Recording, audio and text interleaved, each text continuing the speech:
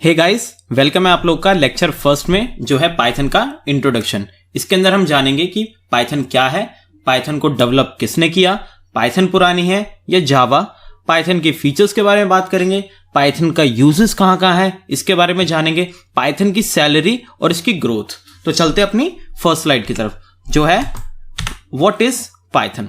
तो Python is a general purpose interpreted language. इसको हम जनरल पर्पस प्रोग्रामिंग लैंग्वेज भी कहते हैं। इसका मतलब क्या हुआ? इसका मतलब है कि पाइथन एक स्क्रिप्टिंग लैंग्वेज की तरह भी काम करती है और प्रोग्रामिंग लैंग्वेज की तरह भी काम करती है। यानी कि जो पाइथन के जो वर्जन्स आए थे 1.x की series, 2.x series, 3.x series, उसमें जो 2.x की सीरीज और इससे पहले वाली जो सीरीज थी वो एक स्क्रिप्टिंग लैंग्वेज की तरह काम करती थी, सिर्फ स्क्रिप्टिंग। लेकिन जो पाइथन की 3.x सीरीज आई है वो प्रोग्रामिंग लैंग्वेज के साथ साथ स्क्रिप्टिंग लैंग्वेज भी है वो। ओके तो इसके साथ साथ क्या है कि ये इंटरैक्टिव है। इंटरैक्टिव का मतलब क्या है? अगर हम कोई गेम डेवलप कर रहे हैं या हम वेब डेवलपमेंट की बात कर रहे हैं तो यहां पर हम अपना कोड लिखते जाते हैं और उसका साथ ही साथ आउटपुट देखते जाते हैं। ओके, पाइथन ऊप्स पे भी काम करती है, यानी कि ऑब्जेक्ट ओरिएंटेड है। ऑब्जेक्ट ओरिएंटेड का मतलब क्या है? इसका मतलब है कि ये C++ और जावा की तरह क्लासेस और ऑब्जेक्ट का इस्तेमाल करके भी प्रोग्राम को बनाती है, जिसके अंदर ऊप्स के अंदर अगर आपने थोड़ा बहुत भी अगर आपको आइडिया होगा तो ऊप्स के अंदर आप जानते हो क्या होता है। क्लासेस होती है, ऑब्जेक्ट होते हैं, इनहेरिटेंस होता है, इनकैप्सुलेशन होता है, पॉलीमॉर्फिज्म होता है, इस तरीके के। तो आगे जब हम कोड वगैरह करेंगे, प्रोग्राम बनाएंगे कभी ऊप्स का, तो इसके अंदर हम जानेंगे। साथ ही साथ ये हाई लेवल लैंग्वेज है, हाई लेवल प्रोग्रामिंग लैंग्वेज है। ओके, तो बढ़ते हैं अगली स्लाइड की तरफ। Who was developed Python? Python को डेवलप करने वाले थे गुइडो वैन रॉसम। कब किया था? 1989 में इन्होंने डेवलप किया था पाइथन को। ओके, पाइथन ओल्डर और जावा, पाइथन पुरानी है जावा, तो इसका सीधा आंसर है कि पाइथन पुरानी है जावा से। लेकिन जावा पॉपुलर बहुत ज्यादा पाइथन से, लेकिन अब 6-7 सालों से पाइथन भी काफी ज्यादा पॉपुलर हो रही है। इनफैक्ट पॉपुलर इसलिए हो रही है पाइथन क्योंकि पाइथन हर जगह है और पाइथन इजी है इसी चीज के लिए। तो जावा कब आई थी? 1995 में और पाइथन 1989 में, इससे भी पहले। ओके, तो चलते हैं अगली स्लाइड की तरफ। पाइथन के फीचर्स। तो पाइथन के फीचर्स हैं, पहला फीचर पाइथन का है कि easy to learn. Easy to learn क्यों है? देखिए, अगर हम C++ या जावा की बात करें तो हम वहां पे हमें अगर हेलो वर्ल्ड का प्रोग्राम लिखना है तो हमें कम से कम उसके अंदर कुछ नहीं तो हमें 6 से 7 लाइन का कोड लिखना पड़ता है। और ये जावा की बात करो तो यहाँ पे ऐसे ही कम से कम 5 से 6 लाइन का वहां भी कोड लिखना पड़ता है। लेकिन पाइथन में क्या है कि यहाँ पे हम 1 लाइन के अंदर अपना हेलो वर्ल्ड का प्रोग्राम बना देते हैं। तो इसीलिए इसके सिंटैक्स बहुत ईजी हैं और इसमें सेमीकोलन्स वगैरह भी यूज में नहीं आते इसी चीज के लिए। दूसरा क्या है? ये इंटरप्रेटेड लैंग्वेज है।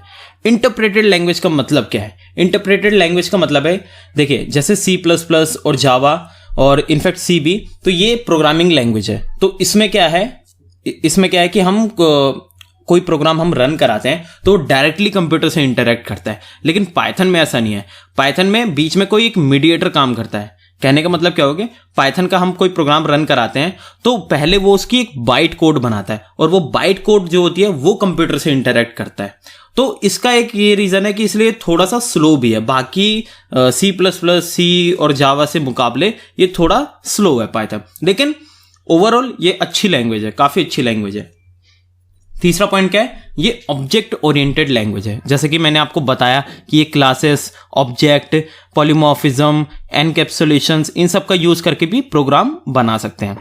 चौथा पॉइंट क्या है? ये GUI को सपोर्ट करता है। GUI सपोर्ट मतलब जैसे कि देखिए हम C++ के अंदर हम प्रोग्राम बनाते हैं। अगर आपने कभी पढ़ी हो तो आपको पता होगा C++ के अंदर हम सिर्फ कंसोल बेस्ड प्रोग्राम बना सकते हैं, लेकिन इसके अंदर हम GUI पे भी बना सकते हैं। GUI की फुल फॉर्म होती है ग्राफिकल यूजर इंटरफेस। यानी कि जैसे कि आप ये देख रहे हैं, ये पावर पॉइंट है, ये पूरा का पूरा ग्राफिकल यूजर इंटरफेस है।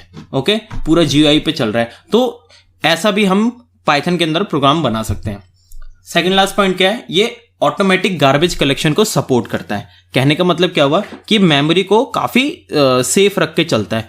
कहने का मतलब हुआ कि अगर हम कोई वेरिएबल इनिशियलाइज करते हैं और उसको कहीं पे यूज नहीं करते तो पाइथन उस मेमोरी को कहीं एलोकेट नहीं करता, उसको ऐसे ही रहने देता है। अगर हम उसको कभी यूज करेंगे तब जाके उस मेमोरी को एलोकेट करेगा, अदरवाइज वो एलोकेट नहीं करता। तो इससे हमारी मेमोरी बचती है। रिच लाइब्रेरीज और मॉड्यूल्स। रिच लाइब्रेरी और मॉड्यूल का मतलब क्या है कि इसके अंदर अगर हमें कोई गेम बनाना है तो इसके अंदर एक लाइब्रेरी आती है, मॉड्यूल आता है पाई गेम, हम उसका यूज़ करके इसके अंदर गेम बना सकते हैं। हम डेवलपमेंट अगर हमें करना है वेब डेवलपमेंट तो इस चीज़ के लिए भी अलग से लाइब्रेरीज वगैरह आती है, तो हम उनका यूज़ करके बना सकते हैं। आपको इसके अंदर क्या है कि अगर मैथ्स के फंक्शंस को यूज़ करने जैसे सम, ऐड, सबट्रैक्ट, तो इसके अंदर हम मैथ्स मॉड्यूल का यूज़ कर सकते हैं। इस तरीके से हम बना सकते हैं। कोई साइंटिफिक प्रोग्राम आपको क्रिएट करना है, बनाना है, तो उसके लिए भी अलग से लाइब्रेरीज आती हैं। अगर हम आगे प्रोग्राम बनाएंगे तो इसके बारे में देखेंगे। तो चलते हैं अगली स्लाइड की तरफ। पाइथन का यूजेस, पाइथन के यूजेस कहाँ कहाँ हैं? सबसे पहला वेब डेवलपमेंट में। वेब डेवलपमेंट मीन्स इसके अंदर हम वेबसाइट बना सकते हैं। जेंगो और फ्लास्क एक फ्रेमवर्क है पाइथन के, तो हम इनका यूज करके वेबसाइट क्रिएट कर सकते हैं। वो भी काफ़ी अच्छी खासी वेबसाइट बनती है, ऐसी बात नहीं है कि लोकल सी कोई बन जाएगी, नहीं, बहुत प्रोफेशनल तरीके से आप इसके अंदर वेबसाइट बना सकते हैं। दूसरा पॉइंट क्या है? Game development. आप इसमें पाई गेम का यूज करके आप इसके अंदर गेम को डेवलप कर सकते हैं, वो भी अच्छी खासी गेम को डेवलप कर सकते हैं। तीसरा पॉइंट क्या है? साइंटिफिक और न्यूमेरिक एप्लीकेशन। देखिए, साइंटिफिक और न्यूमेरिक एप्लीकेशन का मतलब क्या हुआ? साइंटिफिक जैसे कि केमिस्ट्री लैब हो गई या फिजिक्स लैब हो गई, इसके अंदर कुछ ऐसे एक्सपेरिमेंट्स होते हैं जिनको करने में कॉस्टिंग आ सकती है, बहुत ज़्यादा कॉस्टिंग आ सकती है। तो उस टाइम को और उस कॉस्टिंग को बचाने के लिए हम एक प्रोग्राम बना देते हैं। ओके, अगर आप ऐसा कोई प्रोग्राम देखेंगे तो आपको अच्छे से समझ में आएगा कैसे। और न्यूमेरिक एप्लीकेशन मीन्स कि बड़ी बड़ी जहाँ पे कैलकुलेशंस के लिए कैलकुलेशन यूज होती है, वहाँ पे भी आप न्यूमेरिक एप्लीकेशन बना के उस चीज़ को आसान कर सकते हो। चौथा पॉइंट, आर्टिफिशियल इंटेलिजेंस। पाइथन सबसे ज़्यादा फेमस इसीलिए हुई क्योंकि ये आर्टिफिशियल इंटेलिजेंस में सबसे ज़्यादा कारगर है। ओके, आज के टाइम में हर चीज़ आर्टिफिशियल इंटेलिजेंस हो रही है और आने वाला फ्यूचर पूरा आर्टिफिशियल इंटेलिजेंस ही होने वाला है। इसी चीज़ के लिए पाइथन बहुत ज़्यादा पॉपुलर होती जा रही है।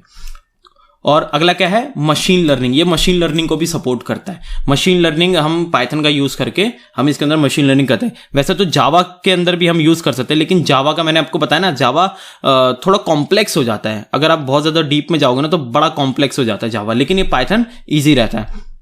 डेस्कटॉप GUI क्रिएट कर सकते हो, यानी कि डेस्कटॉप बेस्ड आप एप्लीकेशन बना सकते हो जो पूरा GUI पे चलेगा। सॉफ्टवेयर डेवलप कर सकते हो, यानी कि आप स्क्रैच से कोई प्रोग्राम आपने पकड़ा, स्क्रैच से कोई प्रोजेक्ट आपने पकड़ा और उसको आखिर तक आप लेके जा रहे हो। ओके, पूरा एकदम फाइनल आपने बना के अपने क्लाइंट को डिलीवर कर दिया। इतना आप पाइथन में पूरा कर सकते हो, यानी कि स्टार्टिंग से आखिर तक बिल्कुल। डेटा साइंस, डेटा साइंस के अंदर बहुत ज़्यादा यूज में आ रहा है पाइथन। वेब स्क्रैपिंग आप कर सकते हो, यानी कि किसी वेबसाइट से कोई आपने डेटा, एक क्लिक के अंदर कोई डेटा उठा लिया, तो ये सारी चीज़ें होती है वेब स्क्रैपिंग। ओके, तो चलते हैं अगली स्लाइड की तरफ।